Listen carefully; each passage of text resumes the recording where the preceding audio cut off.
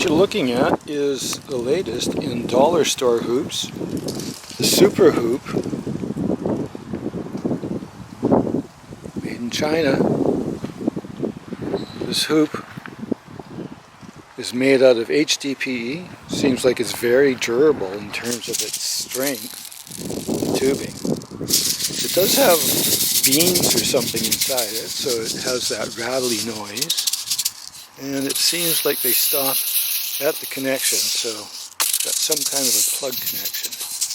But this hoop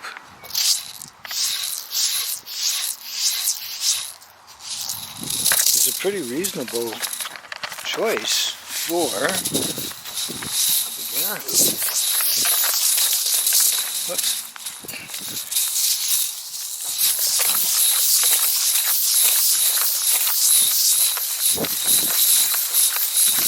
A little bit small, a little bit light, but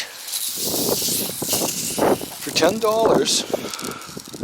that might take over the bottom end of the hoop market. The beginners